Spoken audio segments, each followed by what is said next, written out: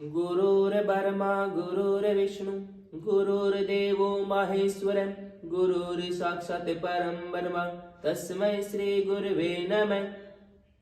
ध्यानमूलं गुरुमूर्ति पूजामूलं गुरुपदं ज्ञानमूलं गुरुवाक्य मोक्षमूलं गुरुकृपा। ओम नमो भगवते वासुदेवाय।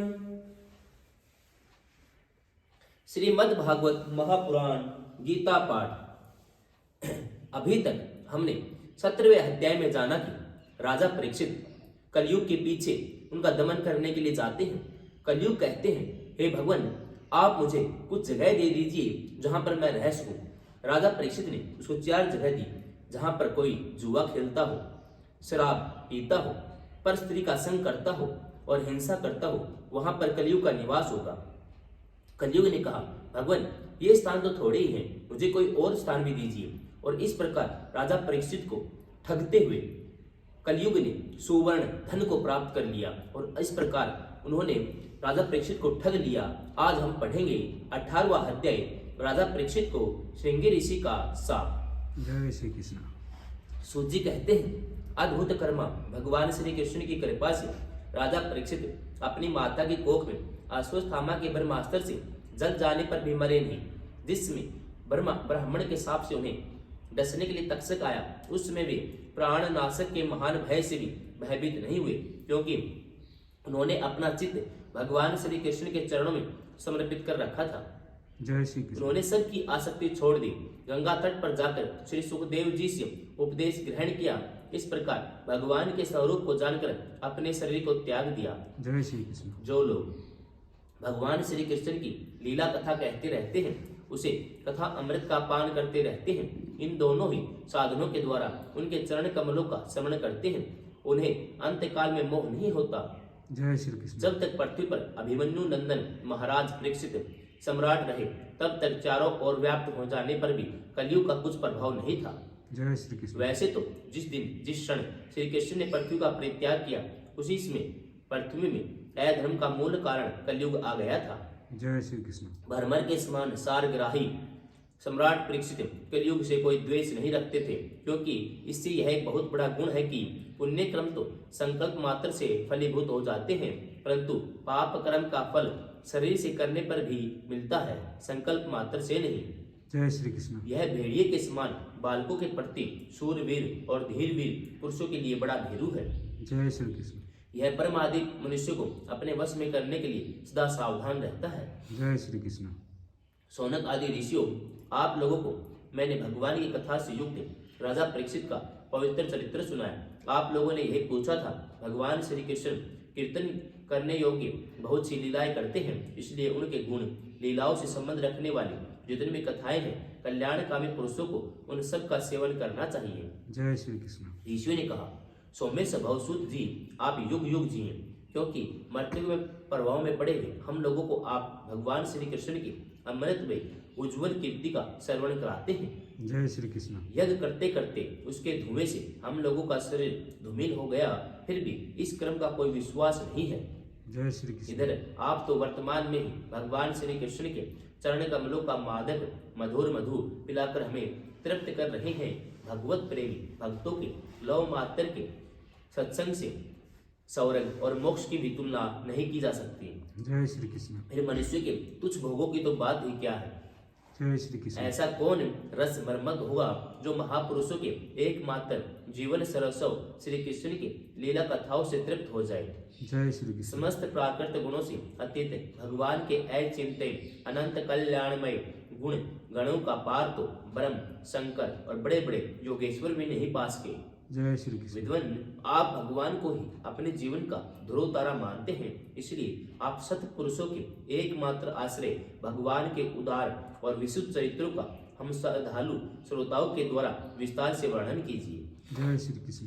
भगवान के प्रेमी महाबुद्धि परीक्षित ने श्री सुखदेव जी के उपदेश किए हुए जिस ज्ञान से मोक्ष स्वरूप भगवान के चरण कमलों को प्राप्त किया, आप कृपया करके उसी ज्ञान और परीक्षित के परम पवित्र उपाख्यान का वर्णन कीजिए। जय श्री कृष्ण। क्योंकि उसमें कोई बातें छिपा कर नहीं कही गई होगी। जय श्री कृष्ण। भगवत प्रेम की अद्भुत योग निष्ठा का निरूपण किया गया होगा। जय श्री कृष्ण। उसमें पद पद पर भगवान श्री कृष्ण की लीलाओं का वर्णन हुआ होगा। जय श्री कृष्ण। भगवान के प्यारे भक्तों को वैसा प्रसंग सुनने में बड़ा रस मिलता है। जय श्री कृष्ण। सूत जी कहते हैं, अहो विलोमम, जात में उत्पन्न होने पर भी महात्माओं की सेवा करने से के कारण आज हमारा जन्म सफल हो गया। जय श्री कृष्ण। उच्च वर्ण के माता और निम्न वर्ण के पिता से उत्पन्न संतान को विलोमज कहते हैं, जय श्री कृष्ण। क्योंकि महापुरुषों के साथ बातचीत करने मात्र से ही नीच कुल में उत्पन्न होने की मनोव्यथा शीघ्र ही मिट जाती है। जय श्री कृष्ण। फिर आप लोगों की तो बात ही क्या है। जय श्री कृष्ण। जो सत्पुरुषों के एकमात्र आश्रय भगवान का नाम लेते हैं, भगवान की शक्ति अनंत है, वे स्वयं अनंत है। वास्तव में उनके गुणों की अनंतता के कारण ही उन्हें अनंत कहा गया है। जय श्री कृष्ण। भगवान के गुणों की क्षमता भी जब कोई नहीं कर सकता, तब उनसे बढ़कर कोई हो ही कैसे सकता है। जय श्री कृष्ण। उनके गुणों की यह विशेषता समझाने के लिए इतना कह देना ही पर्याप्त है कि लक्ष्मी जी को अपने को प्राप्त करने की इच्छा से प्रार्थना करने वाले ब्रह्म आदि देवताओं को छोड़कर भगवान के न चाहने पर भी उनके चरण कमलों की रज का सेवन करती रहती है। जय श्री कृष्ण। ब्रह्मा जी ने भगवान के चरणों का प्रक्षालन करने के लिए जो जल समर्पित किया था, वही उनके चरण नखों से निकलकर गंगा जी के रूप में प्रवाहित हुआ है। जय श्री कृष्ण। यह जल महादेव जी सहित सारे जगत को पवित्र करता है। ऐसी अवस्था में त्रिभुवन में श्री कृष्ण के अतिरिक्त भगवान शब्द का दूसरा और क्या अर्थ हो सकता है। जय श्री कृष्ण। जिनके प्रेम को प्राप्त करके धीर पुरुष बिना किसी हिचक के देह गेह आदि की दृढ़ आसक्ति को छोड़ देते हैं, उस अंतिम परमहंस आश्रम को स्वीकार करते हैं, जिसमें किसी को कष्ट न पहुंचाना, सब ओर से उपशांत हो जाना ही सब धर्म होता है। जय श्री कृष्ण। सूर्य के समान प्रकाशमान महात्माओं, आप लोगों ने मुझसे जो कुछ पूछा है वह मैं अपनी समझ के अनुसार सुनाता हूँ। जय श्री कृष्ण। जैसे पक्षी अपनी शक्ति के अनुसार आकाश में उड़ते हैं, वैसे ही विद्वान लोग भी अपनी बुद्धि के अनुसार श्री कृष्ण की लीला का वर्णन करते हैं। जय श्री कृष्ण। एक दिन राजा परीक्षित धनुष लेकर वन में शिकार खेलने गए हुए थे। हिरणों के पीछे दौड़ते दौड़ते वे थक गए। उन्हें बड़े जोर की भूख और प्यास लगी। जय श्री कृष्ण। जब कहीं उन्हें कोई जलाशय नहीं मिला, तब वे पास के ही एक ऋषि के आश्रम में घुस गए। उन्होंने देखा कि वहां आंखें बंद करके शांत भाव से एक मुनि आसन पर बैठे हुए। इंद्रिय, प्राण, मन और बुद्धि के निरुद्ध हो जाने से वे संसार से ऊपर उठ गए थे। जय श्री कृष्ण। जागृत, सौपन, सुषुप्ति तीनों अवस्थाओं से रहित निर्विकार ब्रह्म रूप तुरीय पद में वे स्थित थे। जय श्री कृष्ण। उनका शरीर बिखरी हुई जटाओं से और श्री कृष्ण मृगचर्म से ढका हुआ था। जय श्री कृष्ण। राजा परीक्षित ने ऐसी अवस्था में उनसे जल मांगा, क्योंकि प्यास से उनका गला सूखा जा रहा था। जय श्री कृष्ण। जब राजा को वहां बैठने के लिए तिनके का आसन भी न मिला, किसी ने उन्हें भूमि पर भी बैठने को न कहा, अर्घ्य और आदर भरी मीठी बातें तो कहां से मिलती, तब अपने को अपमानित सा मानकर वे क्रोध के वश हो गए। जय श्री कृष्ण। सोनक जी वे भूख प्यास से छटपटा रहे थे, इसलिए एकाएक उन्हें ब्राह्मण के प्रति ईर्ष्या और क्रोध हो गया। जय श्री कृष्ण। उनके जीवन में इस प्रकार का यह पहला ही अवसर था। वहां से लौटते समय उन्होंने क्रोधवश धनुष की नोक से एक मरा हुआ सांप उठाकर ऋषि के गले में डाल दिया। जय श्री कृष्ण। अपनी राजधानी में और चले आए। जय श्री कृष्ण। उनके मन में यह बात आई कि इन्होंने जो अपने नेत्र बंद कर रखे थे, सो क्या वास्तव में इन्होंने अपनी सारी इंद्रिय वृत्तियों का निरोध कर लिया है, अथवा इन राजाओं से हमारा क्या प्रयोजन है। यो सोचकर उन्होंने झूठ मूठ समाधि का ढोंग रच रखा है। जय श्री कृष्ण। उन समय के मुनि का पुत्र बड़ा तेजस्वी था। वह दूसरे ऋषि कुमार के साथ ही खेल रहा था।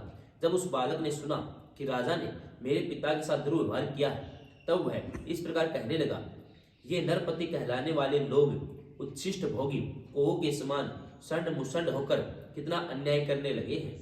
जय श्री कृष्ण। ब्राह्मणों के दास होकर भी ये दरवाजे पर पहरा देने वाले कुत्ते के समान अपने स्वामी का ही तिरस्कार करते हैं। जय श्री कृष्ण। ब्राह्मणों ने क्षत्रियो को अपना द्वारपाल बनाया है। उन्हें द्वार पर रहकर रक्षा करनी चाहिए। घर में घुसकर स्वामी के बर्तनों में खाने का उसे अधिकार नहीं है। जय श्री कृष्ण। हे देव, उन मार्गगामियों के शासक भगवान श्री कृष्ण के परम धाम पधार जाने पर इन मर्यादा तोड़ने वालों को मैं आज दंड देता हूँ। जय श्री कृष्ण। मेरा तपोबल देखो। अपने साथी बालकों से इस प्रकार कहकर क्रोध से लाल लाल आंखों वाले उस ऋषि कुमार ने कौशिकी नदी के जल से आचमन करके अपनी वाणी रूप वज्र का प्रयोग किया। जय श्री कृष्ण। कुल श्रृंगार परीक्षित ने मेरे पिता का अपमान करके मर्यादा का उल्लंघन किया, इसलिए मेरी प्रेरणा से आज के 7वें दिन उसे तक्षक नाग डस लेगा। जय श्री कृष्ण। इसके बाद वह बालक अपने आश्रम पर आया। जय श्री कृष्ण। अपने पिता के गले में सांप देखकर उसे बड़ा दुख हुआ, वह ढाढ़ मारकर रोने लगा। जय श्री कृष्ण। वे परवर शौनक जी समेत मुनि ने अपने पुत्र का रोना चिल्लाना सुनकर धीरे धीरे अपनी आंखें खोली। देखा उनके गले में एक मरा हुआ सांप पड़ा है। उसे फेंककर उन्होंने अपने पुत्र से पूछा, बेटा तुम क्यों रो रहे हो? जय श्री कृष्ण। किसने तुम्हारा अपकार किया है? उनके इस प्रकार पूछने पर बालक ने सारा हाल कह दिया। जय श्री कृष्ण। ब्रह्म ऋषि समीक ने राजा के साप की बात सुनकर अपने पुत्र का अभिनंदन नहीं किया। उनकी दृष्टि में परीक्षित साप के योग्य नहीं थे। जय श्री कृष्ण। उन्होंने कहा, ओह मूर्ख बालक, तूने बड़ा पाप किया। खेद है कि उनकी थोड़ी सी गलती के लिए तूने उनको इतना बड़ा दंड दिया। जय श्री कृष्ण। तेरी बुद्धि अभी कच्ची है। तुझे भगवत स्वरूप राजा को साधारण मनुष्य नहीं समझना चाहिए, जय श्री कृष्ण। क्योंकि राजा के दूसरे तेज से हम सुरक्षित और निर्भय होकर प्रजा अपना कल्याण संपादन करती है। जय श्री कृष्ण। जिसमें राजा का रूप धारण करके भगवान पृथ्वी पर दिखाई नहीं देंगे, उसमें चोर बढ़ जाएंगे और अरक्षित भेड़ों के समान एक क्षण में ही लोगों का नाश हो जाएगा। जय श्री कृष्ण। राजा के नष्ट हो जाने पर धन आदि चुराने वाले चोर जो पाप करेंगे, उसके साथ हमारा कोई संबंध न होने पर भी वह हम पर लागू होगा। जय श्री कृष्ण। क्योंकि राजा के न रहने पर लुटेरे बढ़ जाते हैं। वे आपस में मारपीट गाली गलौज करते हैं, साथ ही पशु स्त्री धन संपत्ति भी लूट लेते हैं। जय श्री कृष्ण। उसमें मनुष्य का वर्ण श्रम आचार युक्त वैदिक आर्य धर्म लुप्त हो जाता है। जय श्री कृष्ण। अर्थ लोभ काम वासना के विवश होकर लोग कुत्तों और बंदरों के समान वर्ण संकर हो जाते हैं। जय श्री कृष्ण। राजा परीक्षित तो बड़े यशस्वी और धर्म धुरंधर हैं। जय श्री कृष्ण। उन्होंने बहुत से अश्वमेध यज्ञ किए हैं। वे भगवान के परम प्यारे भक्त हैं। जय श्री कृष्ण। वे ही राज ऋषि भूख प्यास से व्याकुल होकर हमारे आश्रम पर आए थे। वे साप के योग्य कदापि नहीं है। जय श्री कृष्ण। इस नासमझ बालक ने हमारे निष्पाप सेवक राजा का अपराध किया है। सर्व आत्मा भगवान कृपा करके इसे क्षमा करे। जय श्री कृष्ण। भगवान के भक्तों में भी बदला लेने की शक्ति होती है, परंतु वे दूसरों के द्वारा किए हुए अपमान, धोखेबाजी, गाली गलौज, आक्षेप और मारपीट का कोई बदला नहीं लेते। जय श्री कृष्ण। महामुनि समीक को पुत्र के अपराध पर बड़ा पश्चाताप हुआ। राजा परीक्षित ने उनका अपमान किया था, उस पर उन्होंने ध्यान ही नहीं दिया। जय श्री कृष्ण। महात्माओं का स्वभाव ही ऐसा होता है कि जगत में जब दूसरे लोग उन्हें सुख दुख आदि द्वंद्वों में डाल देते हैं, तब भी वे प्राय हर्षित और व्यथित नहीं होते, जय श्री कृष्ण। क्योंकि आत्मा का स्वरूप तो गुणों से सर्वथा परे है। जय श्री कृष्ण। इति श्री 18वां अध्याय समाप्त। जय श्री कृष्ण।